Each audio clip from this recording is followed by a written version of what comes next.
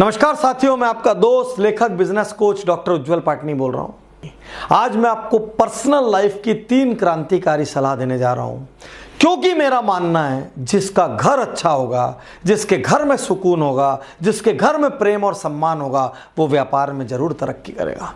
तो 3 सलाह सबसे बड़ी जो मैं आज आपको देने जा रहा हूं, ये सलाह आपको एक शानदार इंसान के रूप में स्थापित करेगी। तो सलाह नंबर 1, चाहे कोई भी परिस्थिति हो, अपने माता पिता का सम्मान करिए।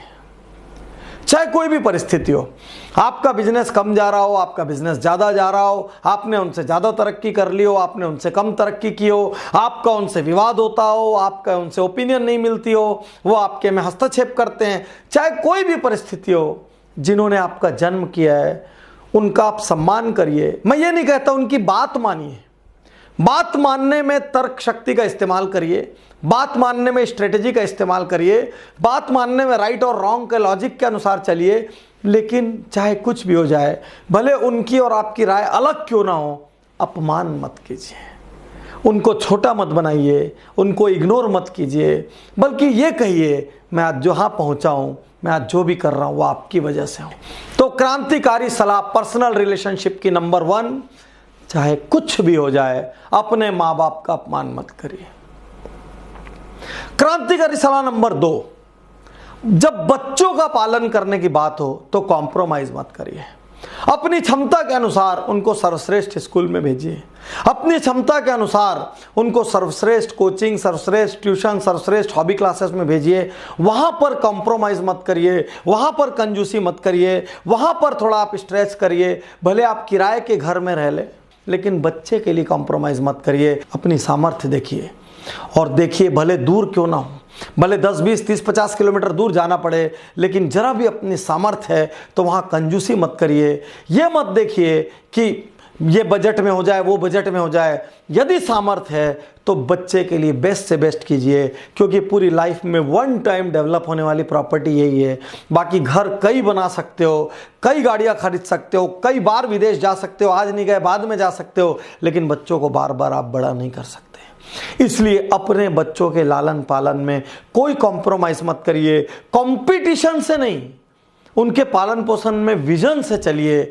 दूसरों से ब्लाइंड कंपटीशन मत करिए, लेकिन एक विजन पे जाने के लिए जितनी सुविधाएं आप दे सकते हैं, जितना बेस्ट एक्सपोजर आप दे सकते हैं, जितनी बेस्ट फैसिलिटीज और इंफ्रास्ट्रक्चर आपकी ताकत में है, वो आप जरूर दीजिए। क्रांतिकारी सलाह नंबर 2, बच्चों के लालन पालन में हमेशा विजन लेकर चलिए, कोई कॉम्प्रोमाइज मत करिए। पर्सनल रिलेशनशिप की क्रांतिकारी सलाह नंबर 3, यदि आप समर्थ हैं और परिवार के दूसरे मेंबर समर्थ नहीं हैं, तो जहां तक क्षमता हो उनकी मदद कर दीजिए। और मदद करते समय ये गोल्ड रूल ध्यान रखना, वापसी का एक्सपेक्टेशन मत रखना। ऊपर वाला उनको सामर्थ्य देता है जो दूसरों की मदद कर सकते हैं। ऊपर वाला उनकी जेब भरता है जिनकी जेबें दूसरों के लिए खुलती है, जिनके दिल दूसरों के लिए खुलते हैं। तो मैं आपसे कहना चाहता हूं, आपके परिवार के, आपके भाई बंधु, आपके चाचा काका बाबा, आपके बचपन के कुछ दोस्त, उनको अपनी सामर्थ्य में थोड़ी थोड़ी मदद करते रहिए। दूर दूर बहुत सारे मंदिर बनाएंगे, मस्जिद बनाएंगे, गिरजाघर बनाएंगे, जो बनाएंगे वो आप बनाते बैठिए, लेकिन याद रखिए अपने नियर एंड डियर लोगों की मदद करते रहिए। इसको मैं एक कदम आगे ले जाकर ये भी कहना चाहता हूँ कि यदि आपके कोई क्लोज स्टाफ हों जो आपके फैमिली मेंबर में कन्वर्ट हो चुके हैं, तो किसी मंदिर, मस्जिद, गुरुद्वारे में दान करने के पहले थोड़ा सा उस स्टाफ की मदद कर दीजिए।